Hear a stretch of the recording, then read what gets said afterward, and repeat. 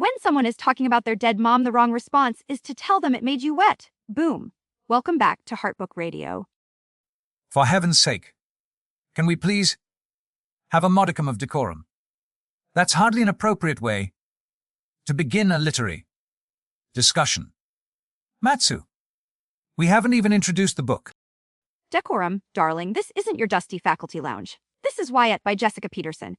Book 2, Lucky River Ranch. And that quote, my dear doctor, is the book discussion. It tells you everything you need to know. Matsu, it tells me the heroine needs immediate psychological evaluation.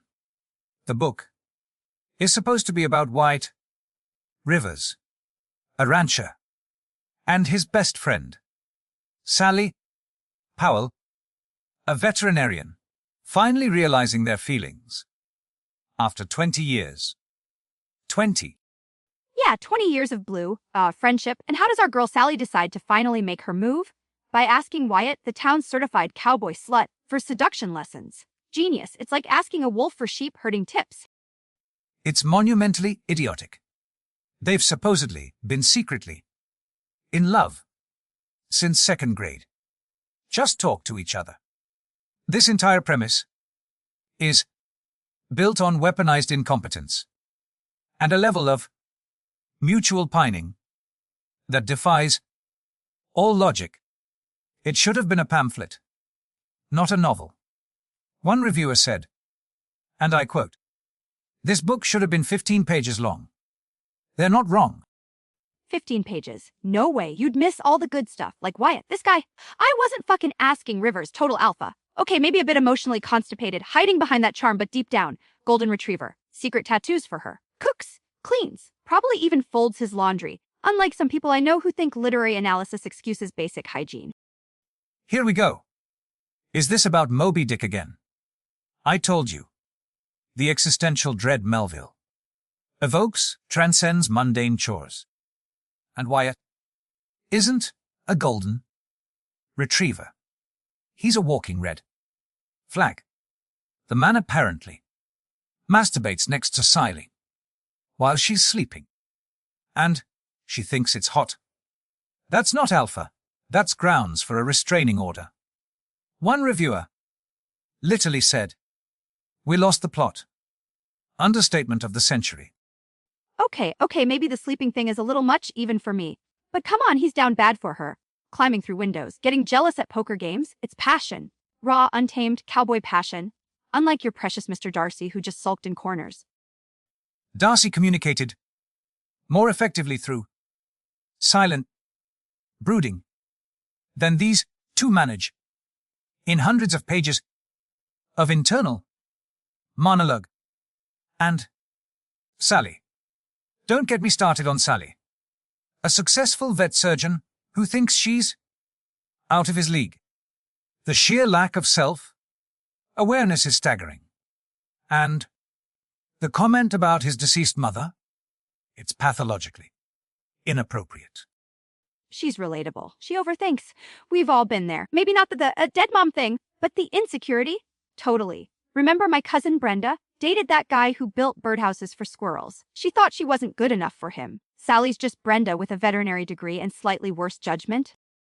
Your cousin, Brenda, didn't ask her best friend, who she was secretly in love with, to teach her how to seduce other men using, and I shudder to even say it, lasso techniques.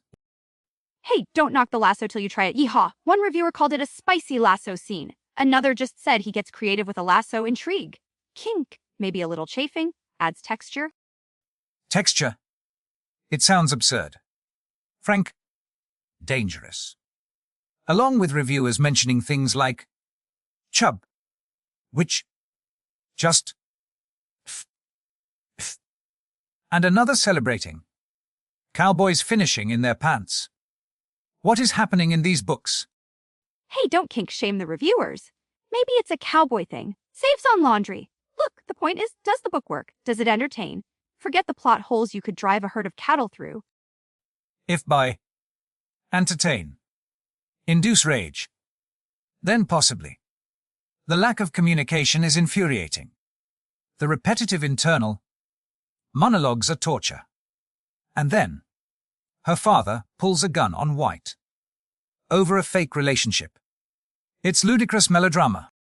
Melodrama is entertainment. Gun-toting dads, fake dating turning real, public declarations of love because private conversations are apparently too difficult. It's got everything, except maybe, common sense. But who needs that? One listener email, okay?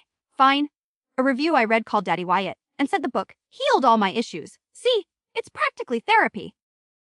That person needs actual therapy. Not this. This exercise in frustration disguises romance. Another reviewer literally said, Wyatt's dialogue gave them PTSD, flashbacks. And someone else hated the name Sally so much they couldn't focus. It's a mess. Okay, fine. Maybe it's not perfect. Maybe Wyatt's a tad creepy sometimes. Maybe Sally needs a gag order when discussing parental death. But was it boring? Hell no. It's like watching a beautiful train wreck involving ropes and poor impulse control. That's disturbingly accurate. So, the final verdict. Are we rating this? Absolutely. I give Wyatt 8 out of 10 misused lassos, high spice, high drama. Points deducted because talking is usually faster than fake dating for 6 months. I give it 3 out of 10 emergency therapy referrals. Points awarded only because the sheer absurdity kept me reading, like staring at a car crash. But mostly, it just made me miss discussing where characters possess basic cognitive function, unlike some co-hosts. Hey, Moby Dick was pretentious. Anyway, join us next week, folks, when we tackle a real mind, Bender, my sentient toaster oven, and me an erotic journey. Sounds crunchy. Until then, you've been listening to Heartbook Radio. Pray for us.